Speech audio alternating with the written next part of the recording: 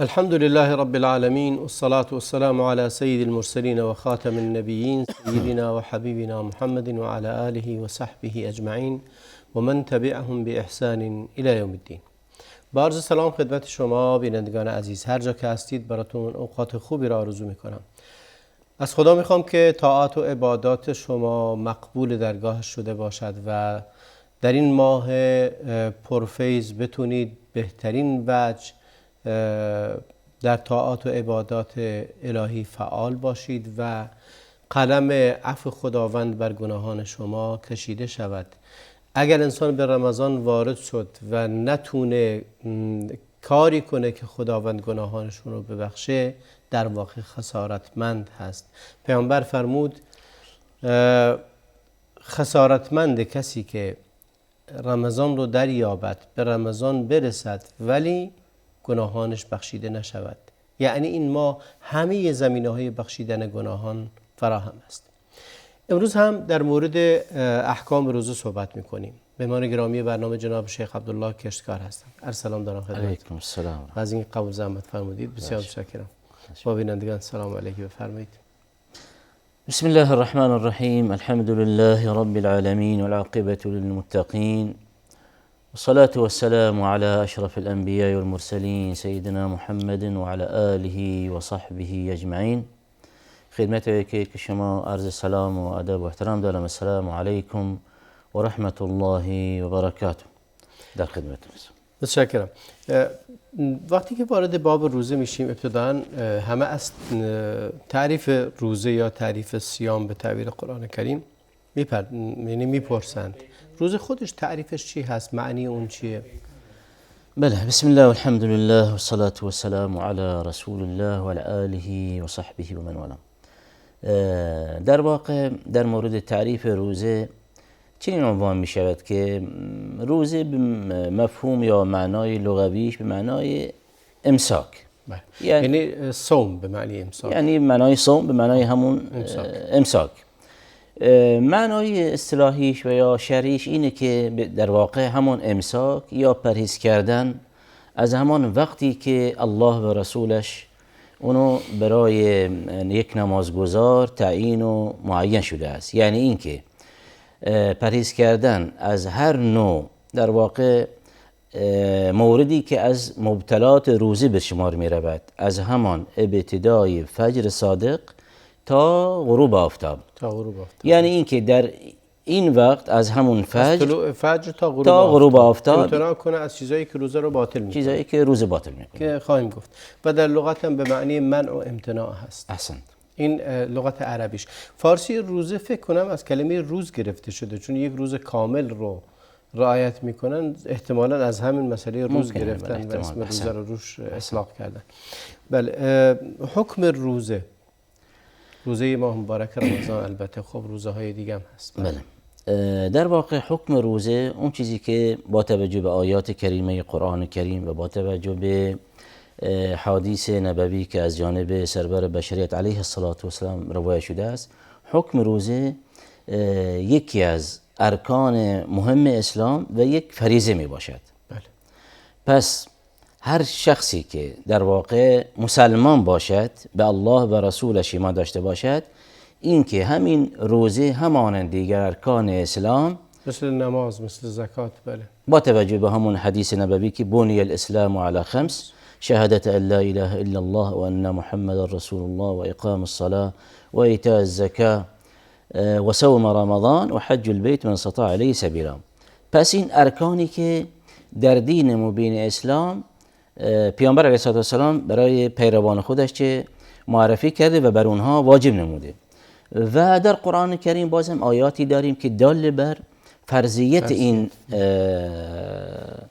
روزه ماه مبارک رمضان می باشد. یا ایها الذین آمنوا، خطاب است به مؤمنان، ای مؤمنان، یا ایها الذین آمنوا کتب علیکم الصیام کما کتب علی الذین من قبلکم لعلکم تتقون. یعنی این که همین روزه بر شما نوشته شده، بر شما فریضه و واجب شده است، به همان گونه که در واقع بر اقوام پیشین چه نوشته شده.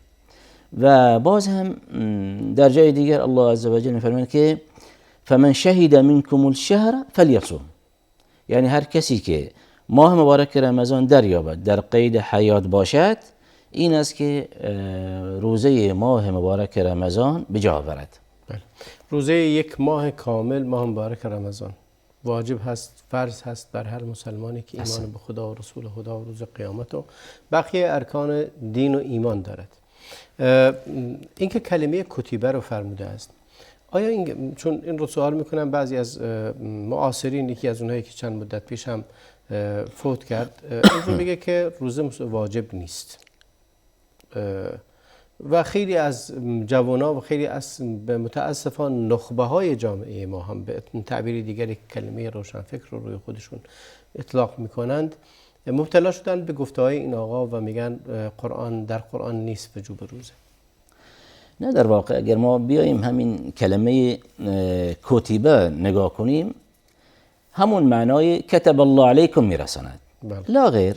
الان درست است این ظاهر این کلمه به همون صیغه ماضی نوشته شده، اما چنین در واقع برداشت نمیشه. پس الله عزوجل که فرموده بر شما نوشته شده کتب علیکم، این است که پس این و به صیغه مجهول گفته شده و به این صیغه گفته شده، پس الان این روزه بر شما واجب نیست.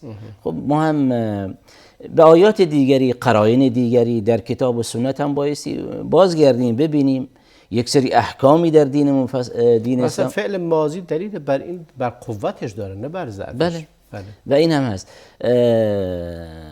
و با توجه به قرائن موجود دیگر در قرآن کریم، پس ما به این پی میبریم که مراد از همون فعل کتیبه این نیست که پس نفی دلالت دارد بر نفی روزه، بلکه این امر رو تقویت میکند. اما اینجا الان در واقع سیاق آیه چنین است که کتب علیکم کما کتب علی الذین من قبلکم، یعنی سیاق آیه این است که این امر بر شما نوشته شده و این دال بر استمراریته. بله.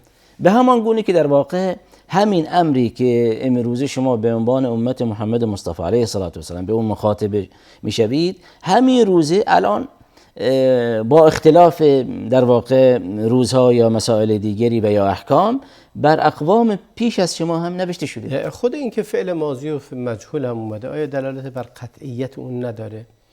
یعنی فعل ماضی رو غالبا معنی قطعی، یعنی تموم شده دیگه، اما فعل مضارع به دلیل بر استمراره. احسن.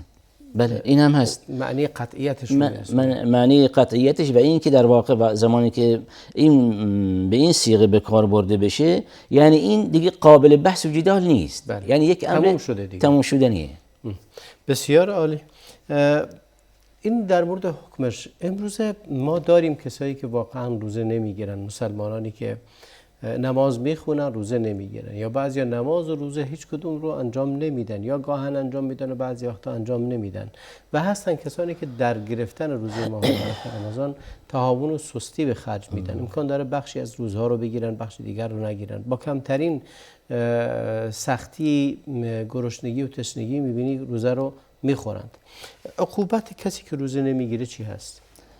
در واقع یک شخصی که ادعا دارد مسلمان است، به کتاب سنت هم معتقد باشد، به ارکان اسلام و ارکان ایمان و اصول دین هم معتقد باشد و بیاید در این جانب یک فریضه‌ای که الله واحد عزوجل اون را بر امت خودش نوشته، فرض کرده، الان حال از روی سهل و انگاری و یا سستی و کسالت و اسباب دیگری بدون داشتن عذر در واقع بیاید و یک فریضه ترک کند، این مرتکب یک خلاف شرعی بزرگی شده، مرتکب یک کبیره، یک گناه کبیره شده است. چرا که عمل این مسلمان خواسته یا ناخواسته پشت کردن به فرامین الهی، خواسته یا ناخواسته این است که این مسلمان در واقع در این باب سهلنگاری میکند. یعنی این که این امری که الله و رسولش در مورد اون فرمایشاتی دارند، فرامینی دارند، اوامری صادر کردند، اما یک مسلمان میاد سهلنگاری میکند، نادیده میگیرد. یعنی این که این در واقع خاص یا ناخاص یک نوع بی احترامی است. بله. یک نوع پشت کردن به یک حکمی است که در واقع الله واحد عزوجل اون را بر امت صادر کرده. پس چنین مسلمانی در یک کبیره غرق شده و همینه که در واقع اگر ما بیایم خوب دقت کنیم، ماه مبارک رمضان در طول سال از میان 12 ماه یک ماه فرض شده. بله. و این فرصتی است. الان ممکن است تا در واقع تا همین الانی که ما الان در خدمت بینندگان عزیز و محترم هستیم، ممکن است یک مسلمانی در واقع در این زمینه سیلنگاری میکند، غفلت کرده باشد.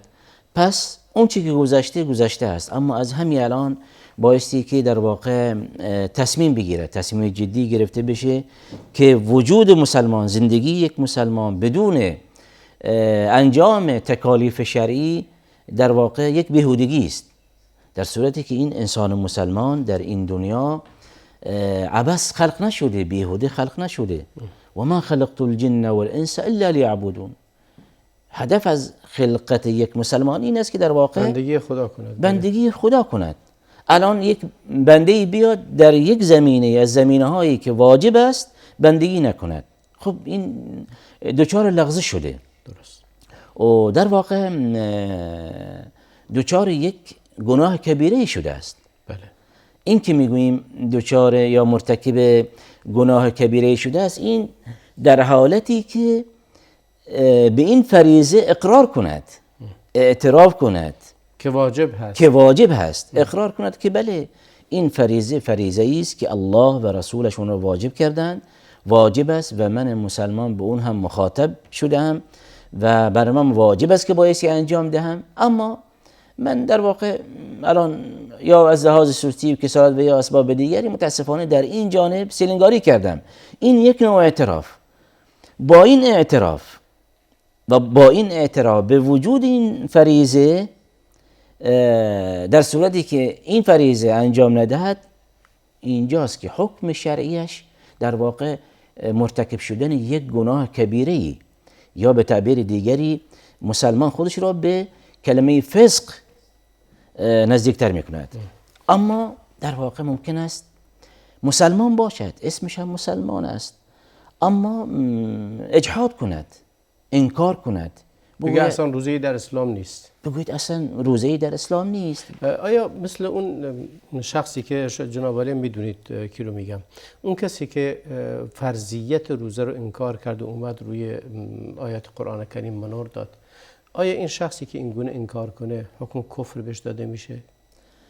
بله، در واقع یک قاعده ای داریم، یعنی انکار هر ضرورتی از ضروریات دین کفره.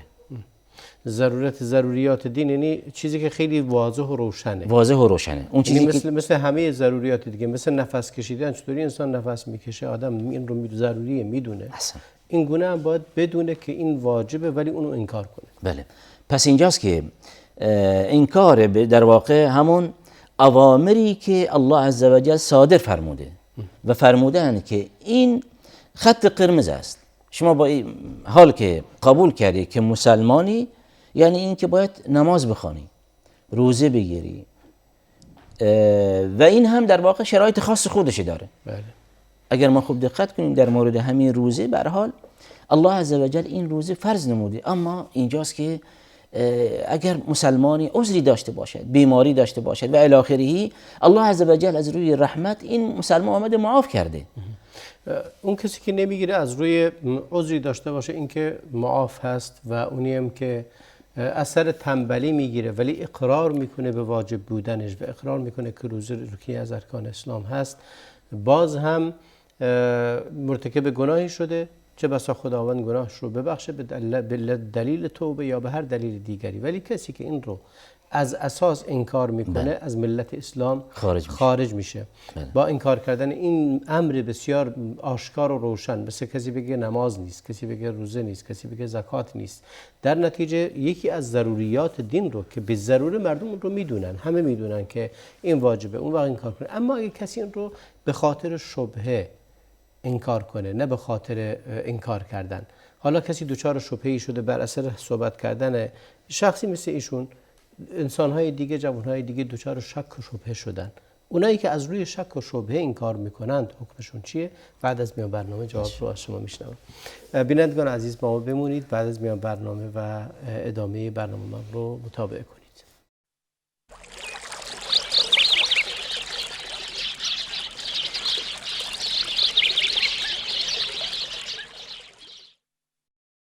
با سلامی دوباره خدمت شما بینندگان عزیز.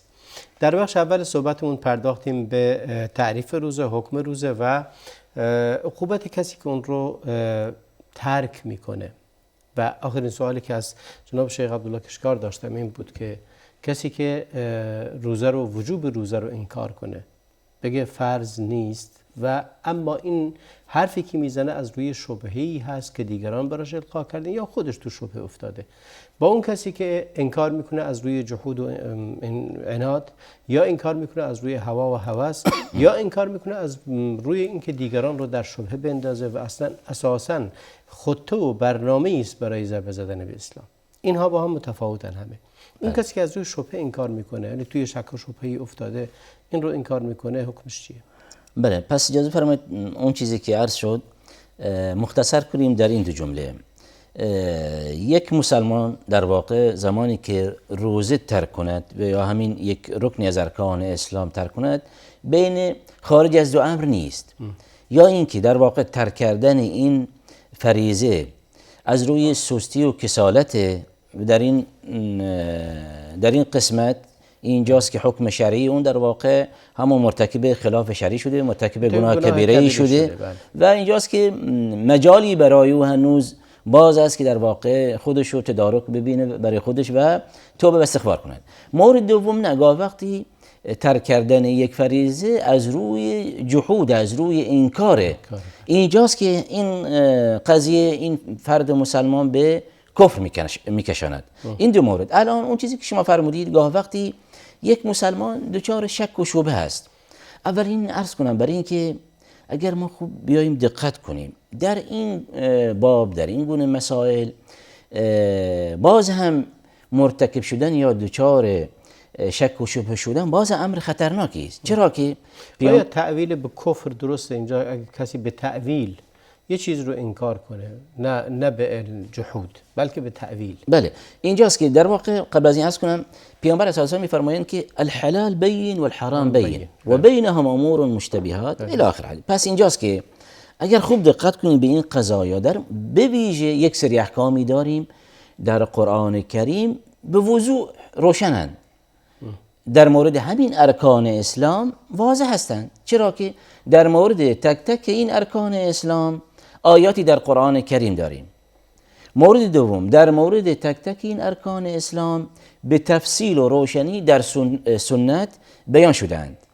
پس به این نتیجه میرسیم پس هیچ مجالی برای شک و شبهه نمیماند. اما باز هم نهایتا ممکن است به هر حال در واقع یک مسلمانی در این زمینه دچار شک و شبهه بشه. الان این یا دچار تعویل فاسد بشه، یا تعویل غلطی بکنه. بله، دچار تعویل فاسد یا غلط بشه در هر صورت. اما اینجاست که چنین مسلمانی در واقع بایستی که بیشتر تحقیق کند، به قرآن و سنت بازگردد، نه اینکه در واقع الان من چون هوا و هوس رو باید کنار بذاره، هوا و هوس کنار بذاره، اینکه الان من چون دچار شک و شبهه هستم فعلا من همینطور باشم تا ببینم چی بشه. نه، چنین نیست. این دعا میکنیم برای چنین مسلمانی که عذری نزد الله واحد عز و جل داشته باشد و این یک امری است که بین این بنده مسلمان و بین الله واحد عز و جل. در چنین مسئله‌ای، مثل قضیه مثل روزه، آیا عذر به جهل قابل قبوله؟ یعنی اینکه بگی کسی بگه من نمیدونستم حکمش واجبه.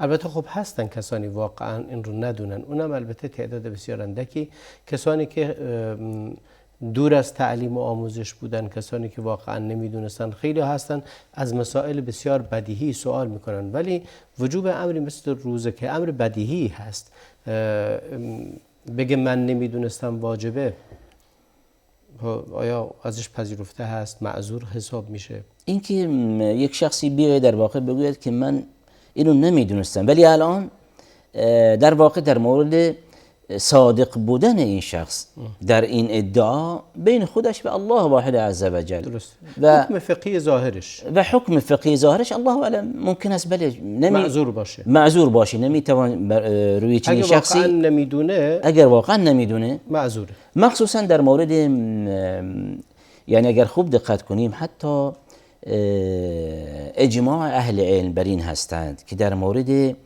قضیه همین مسئله که اشاره به اون فرمودید با قضیه نماز فرق و تفاوت قائل شدند اهل علم بین فرضیت مثلا روزه با فرضیت نماز. یعنی اگر ما بیایم دقت کنیم در باب نماز فرامین سخترند، در باب نماز شدت بیشتری گرفته شده، اما در باب روزه همونطوری که اشاره فرمودید یعنی عذری باشه، جهلی باشه، شک و شبهه‌ای باشه، الله اعلم، بله در این مورد حکم کفر بر چنین مسلمانی صادر نمیشه. بله بسیار متشکرم. میپردازیم به بحث ثبوت ماه مبارک رمضان، چون یکی از قضایای خیلی بدیهی که هر سال هم درش اختلاف میشه بحث ثبوت ماه مبارک رمضان و اختلاف نظر وجود داره که آیا با تقویم و حساب فلکی ما روزه رو شروع کنیم یا به رؤیت شرعی که مطرح هست. بله همونطور که اشاره فرمودید در این مورد و در مورد اثبات ماه مبارک رمضان در واقع شریعت اسلامی امت رو راهنمایی کرده، راهنمایی و ارشاد فرموده، امت چنین ترک و رها نشدند. از این بابت پیامبر علیه السلام در مورد روزه گرفتن ماه مبارک رمضان دو امر مهمی به اون اشاره فرمودند. یکی این که در واقع ثبوت هلال ماه مبارک رمضان، یعنی رؤیت هلال، برای اینکه هلال ماه مبارک رمضان دیده بشه.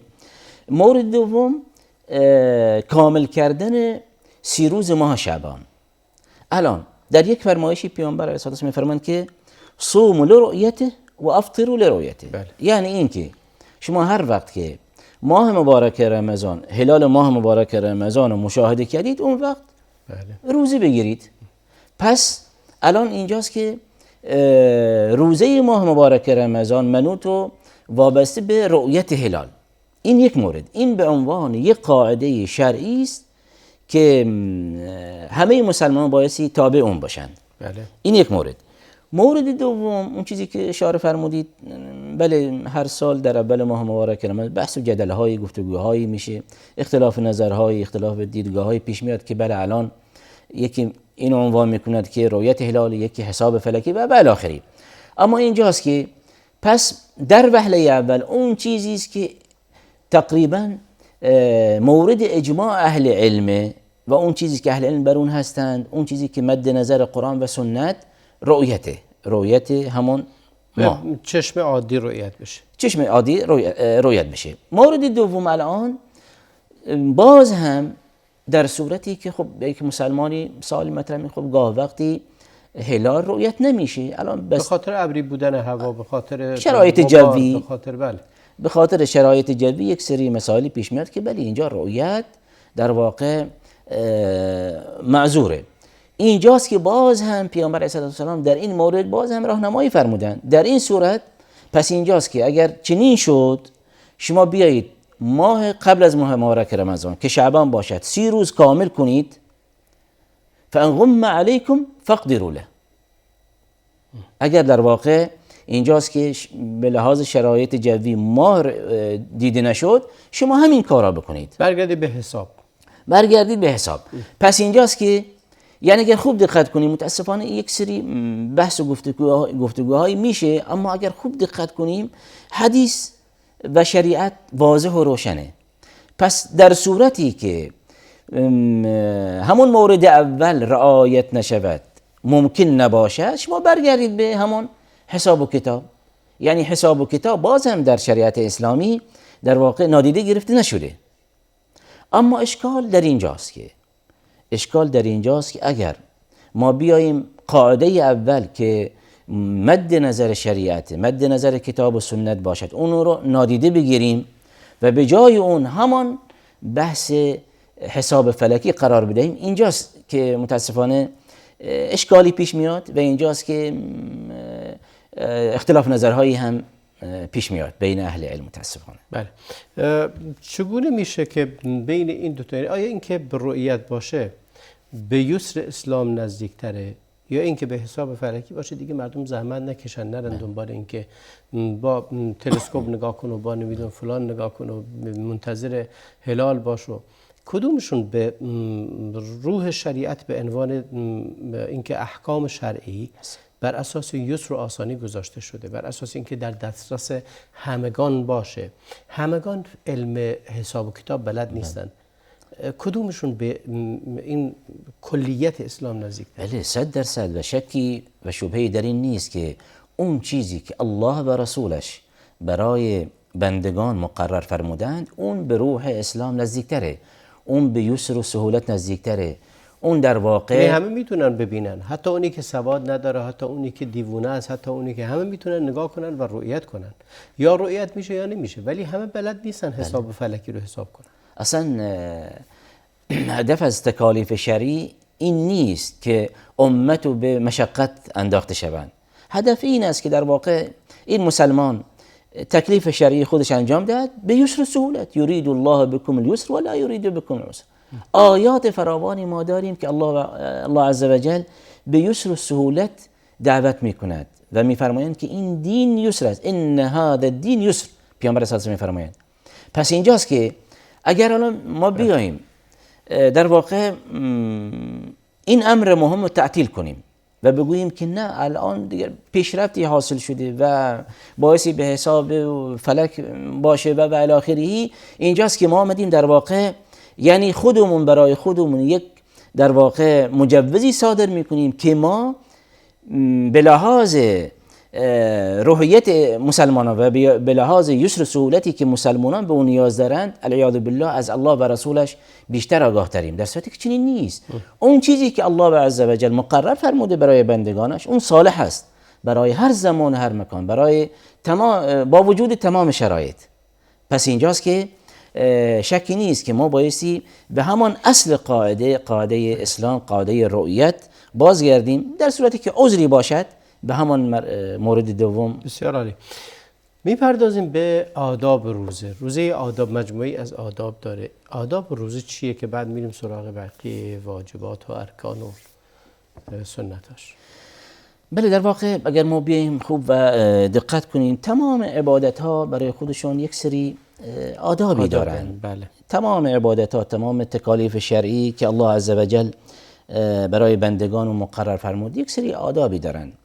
از آداب فریضه ماه مبارک رمضان این است که این انسان مؤمن در واقع در وهله اول بداند که چیکار میکند. این مسلمان بداند که من الان ماه مبارک رمضان یک فریضه ای این که 29 روز یا 30 روز بایستی روزه بگیرم، بایستی بداند که من در این یک ماه وظیفه من به عنوان یک مسلمان این که چه کار کنم. در وهله اول آمادگیه. بله. از آداب مهم در مورد ماه مبارک رمضان که بایستی رعایت بشه این که یک مسلمان آماده بشه. آمادگی روحی، جسمی و انشغال و اشتغالش همه اینها رو شامل میشه. بله. بله یک آمادگی کاملی داشته باشه که من الان وارد یک فاز جدیدی از مرحله زندگی از مراحل زندگی هم میشوم. الان پس من میخوام به عنوان یک مسلمان که میخوام در این یک ماه وارد روزه بشم، روزه بگیرم، این است که یک سری مسائلی بایستی رعایت کنم. برای انجام دادن این موارد بایستی آمادگی داشته باشم، خودم آماده کنم، هم خودم هم کل خانواده هم فرزندان، یک محیطی آماده بشه برای در واقع انجام این شعیره بزرگ اسلامی. نه این است که فقط تنها متاسفانه آمادگی امروز بیشتر مسلمان درصد عظیمی از مسلمانان آمادگی در این میدونن که فقط در واقع به پخت و پز مواد غذایی لازم رو برای رمضان تهیه میکنن، بیشتر از هر وقت دیگری هزینه بیشتری میکنن.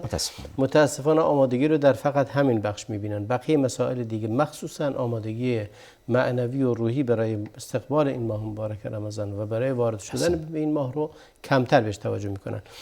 توقف میکنیم، برمیگردیم خدمت شما. بینندگان عزیز توقف کوتاهی داریم و برمیگردیم.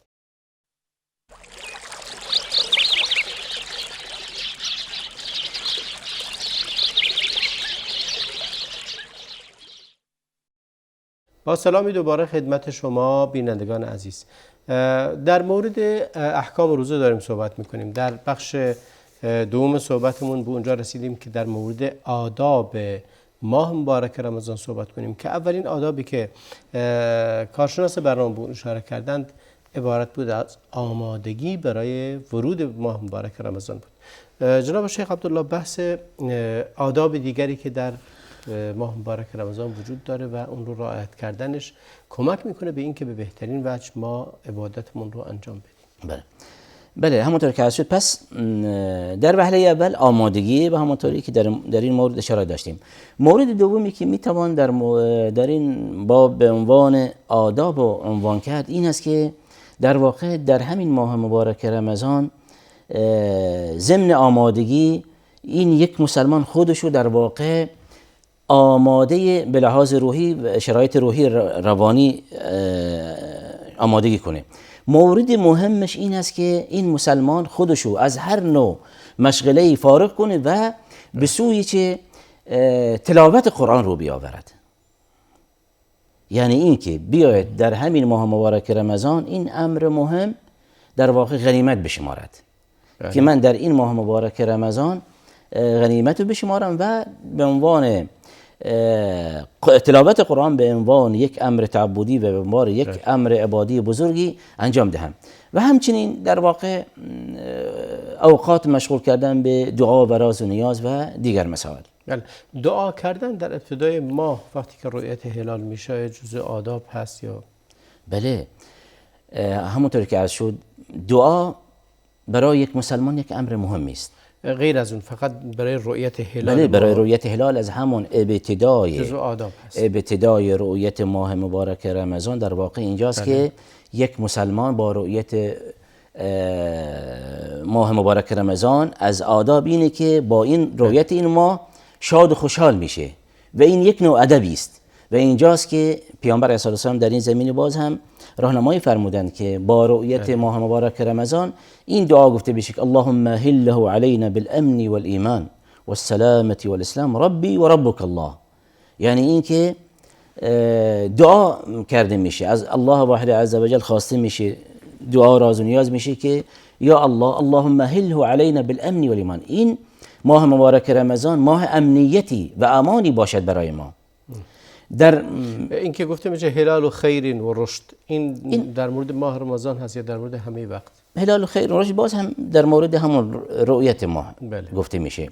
ولی این دعای صحیح است و تقریبا در یک روایت صحیح آمده است اللهم هل علینا بالامن والایمان والسلامه والاسلام. بعد در نهایت اینجاست که سبحان الله بندگی یک مسلمان میرساند. با اینکه یک مسلمان رؤیت هلال براش مهمه، با رؤیت هلال شاد و خوشحال میشه، ولی در نهایت میگوید که ربی و ربک الله. یعنی اینکه این همون یکتاپرستیه، توحید، بندگی به ما چنین مورد خطاب قرار میده، میگوید که پروردگار من و پروردگار تو ای ما الله واحد عزوجل می باشد. بسیار جالب. از دیگر آداب ماه مبارک رمضان، از دیگر آداب همونطوری که عرض شد آمادگی است، قرائت قرآن، دعاست، به ویژه دعا در ابتدای ماه مبارک رمضان می شود به انواع و اقسام عبادت های دیگری از جمله صله رحم و دیگر هم اشاره کرد. اینکه اوقات خاصی دعا کردن این از جمله سنت ها می آید، جمله آدابه؟ مثلا در وقت افطار، در وقت سحر، در اوقات مشخصی دعا. فقط اجازه فرمایید دو سه جمله عرض کنم در مورد دعا این است که یک مسلمان بایستی حریص باشد در جانب دعا، در تمام اوقاتش از دعا غفلت نکند. این به عنوان یک قاعده یک مسلمان، چرا که یک دعا یک مهمترین سلاحی است که نزد انسان مؤمن است. انسان مؤمن خواسته خودش، نیاز خودش با همین دعا و راز و نیاز با الله عزوجل، با خالق خودش در میان میذارد. این به عنوان یک قاعده. مورد دوم الان در مورد دعا در شریعت اسلامی یک سری اوقاتی هم داریم که به اون تأکید خاصی شده. به عنوان مثال یک مسلمان در تمام اوقات دعا میکند، در حالتی که در نماز باشه، در حالت سجودش، این یکی از اوقاتی که در واقع به اون تکی شده. درست. الان به لحاظ زمانی و به حال مکانی هم باز هم مهمه. الان در ماه مبارک رمضان به لحاظ زمانی و به لحاظ مکانی هر دو وقت شریفی هستند. در ماه مبارک رمضان الان یک مسلمانی که در طول چندین ساعت از همان طلوع فجر تا غروب آفتاب در حالت روزه می باشد. اینجاست که الان اولین گامی در قبل از افطارش و بعد از افطارش این است که اینجاست که همین بنده مؤمن چقدر الان شاد است و خوشحال است که الان این وقت همون شده و الان میخواد یک خوراکی و آبی میل کند و شدت گرسنگی و گشنگی و این شدت علاقه و وابستگی خودش به الله وحده عز و جل نزدیکتر میکنه. در این وقت اینجاست که یک مسلمان این وقت رو غنیمت بشمارد و قبل از افطار خودش رو به دعا و راز و نیاز مشغول کند و این هم یکی از در واقع آداب مهمی در ماه مبارک رمضان، این که قبل از افطار کردن دعا کند. الان دعا هر مسلمانی در واقع شرایط خاص خودش میداند، هر مسلمانی یک نیاز خاصی دارد، یک حاجت خاصی دارد و یک امر مهمی اینجا هم بایستی عنوان بشه. جالب اینجاست که همان وقت دعا که قبل از وقت افطار می باشد، اینجاست که یک مسلمان می تواند با هر زبانی که داشته باشد، با همون گویش محلی خودش و الاخری می تواند دو دست دعا و راز و نیاز بالا ببرد و با آفریدگار خودش چه راز نیاز کنه و خواستش بخواهد. برخلاف اون چیزی که در نماز است که به حساب در نماز بایستی بله به الفاظ عربی باشد و الاخری، اما خارج از نماز دعا به هر زبانی که باشد الله وحده عز و جل اونو در واقع میپذیرد. دعا پذیرفته شده هست در این ماه، مخصوصا در اوقات سحر و در وقت افطار خیلی مهمه و در دل شب هم که خداوند این فرصت رو داده که انسان از لحظات این ماه مبارک رمضان استفاده کافی رو ببره. نمیدونم جزو آداب میاد یا جزو هر چی میاد یا جزو واجبات میاد، جزو چی میاد اینجایی که چیزی که رخ میده گاهن میبینیم به خاطر اینکه افراد روزه هستند یه عادت بد اونم افراط در نوشیدن و خوردن هست. آیا ادبی وجود داره در مورد اینکه انسان بعد اینکه افطار میکنه اسراف نکنه در خورد و خوراک، زیاده روی نکنه و سعی کنه روی کمترین چیزها اکتفا کنه؟ بله میشه این هم بله از آداب هم عنوان کرد در مورد شخص روزه‌دار، چرا که الان اگر خوب دقت کنیم سبحان الله شریعت اسلامی در تمام جوانب در زمینه‌های مختلف یک مسلمان راهنمایی و ارشاد نموده، حتی در جانب امور به حساب طبابت و پزشکی. الان یک مسلمانی که از همان طلوع فجر تا غروب آفتاب چیزی میل نکرده، الان با همین معده در واقع خالی الان وقت افطار رسیده است. در شریعت اسلامی چنین هم راهنمایی شده که بله یک مسلمان در ابتدا برای اینکه در واقع کسالت و سستی پیش نیاد، برای اینکه بیماری پیش نیاد و الی آخره، راهنمایی شده که در مورد افطار با همون چند دانه خرما افطار کنید. درست. اگر چند دانه خرمایی نباشد یا رطبی یا خرمایی و اگر اینها نباشد به حساب مقداری آب میل بشه. چنین نباشد که در همان ابتدا اونچنان در واقع یک مسلمان روزه‌دار شدت گرسنگی احساس کنه پس الان بیاد که اونچنان معده خودشو پر کند که در نهایت عاجز از تکالیف شرعی دیگری هم میماند. درست. نمازها براش دشوار خواهد شد.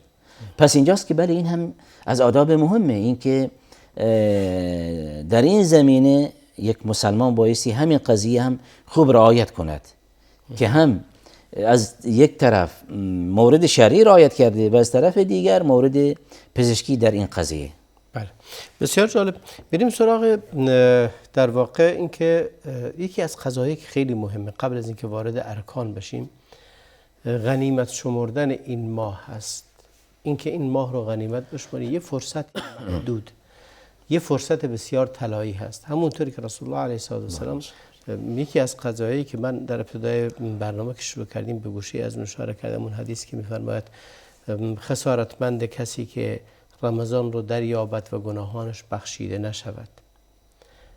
اینکه انسان غفلت کنه تا این لحظه های پر از خیر و برکت از دستش بره. استغلال رمضان، استفاده از وقت در ماه مبارک رمضان، برنامه ریزی کردن برای اینکه از این وقت استفاده کنیم.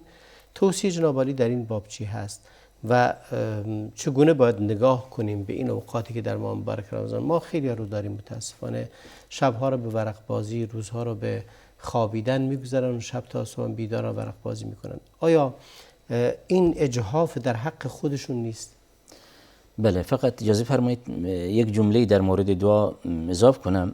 همونطوری که دعا قبل از در واقع افطار، همونطوری که اشاره داشتیم دعا از مستحبات است و از آداب، باز هم بلا فاصله بعد از افطار کردن یک دعای خاصی هم وارد شده که یک مسلمان بعد از اینکه خرمای رطبی و یا آبی میل کرد این را بگوید که ذهب الظمأ و ابتلت العروق و ثبت الاجر ان شاء الله.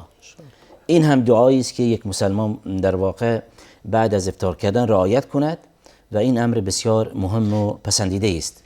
این دعاست یا این ذکره؟ هم ذکر است و هم دعاست. بله. چون طلبی درش نیست، یعنی آیا طلبی درش هست این دعا؟ دعا این است که بله ذکر است، ولی زمانی که ما میگوییم که ذهب الظمأ و ابتلت العروق ان شاء الله و ثبت الاجر ان شاء الله، این است که در واقع دعاست. یعنی این که ما از الله واحد عز وجل اینو میخواهیم که اجری برای ما ثابت کنه. کلمه ان شاء الله درش هست، آیا این رو از دعا بودن خارج نمیکنه؟ چون همونطوری که میدونیم پیامبر اکرم علیه السلام فرمود هر وقتی که دعا میکنید با عزم و جزم بگید، معلق نکنید به مشیت. درسته. در مورد دعا همیشه زمانی که ما دعایی میکنیم این که در واقع با جزم، با صیغه جزم دعا کنیم، نگیم ان شاء الله. در مورد دعا الان اینجاست که ثبت ذهب الظمأ، زمانی که میگیم ذهب الظمأ یعنی اینکه گرسنگی رفت شد، تشنگی رفت شد. ذهب الظمأ و ابتلت العروق، و این که الان در واقع جسم و رگها هم سیراب شدن. الان در نهایت و ثبت الاجر ان شاء الله. اینجاست که مسلمان در اینجا چه عنوان میکنه؟ میگوید که به فضل الله واحد عز وجل و ان شاء، چرا که این عملی که من انجام دادم نیت اجر داره اما همین عملی که من انجام دادم به اراده الله قبول میشه. یعنی مراد مقصود این که کلمه مشیت به خاطر تبرک باشه بیشتر تا اینکه به معنی واقعی خودش باشه، ولی در اصل همون یعنی به ذکر نزدیکتر تا به دعا. این امر مهمی است که باعث یک مسلمان در واقع در روایت صحیح آمده است و از راهنمودهای از جمله اذکاری است که بعد از اینکه افطار کرد، بعد از افطار عنوان میشه این رو بگه و بعد از این هم یک مسلمان میتواند دعا کند. حداقلش این یادآوری به این نعمت بزرگی که خداوند بعد از اینکه یک مدت چند ساعتی انقطاع از نوشیدن و خوردن و اینا بوده و به انتظار اجر این رو کشیده، به خودش یادآوری میکنه که خداوند این نعمت رو داد که من تونستم آب بخورم، سیراب بشم، رگهام از تشنگی بیرون بیاد، بدنم از تشنگی بیرون بیاد و منتظر اجری هم هستم از طرف خداوند که این اجر نصیبم بشه. این که انسان به خودش یادآوری این نعمت رو میکنه و این که ذکر و یاد خداوند میکنه بسیار مهم هست و انسان نباید اون رو نادیده بگیره. از حضور شما بسیار متشکرم جناب شیخ عبدالله کشکار و از شما بینندگان عزیز که تا این لحظه با ما بودید بسیار متشکرم. خدا رو میخوانم که به همه ما توفیق عبادت و طاعت خالصانه رو عنایت بفرماید. لحظه های این ماه مبارک رمضان رو فراموش نکنید، از دست ندهید که تا سال دیگه تکرار نخواهد شد. فراموش نکنید، نگید که چند روز باقی مونده. همین لحظه، همین الان برنامه ریزی کن، تصمیم بگیر و دعا کن که فرصت اندک است و همیشه اجل در کمینه. و صلی الله و بارک علی نبینا محمد و علی آله و صحبه اجمعین.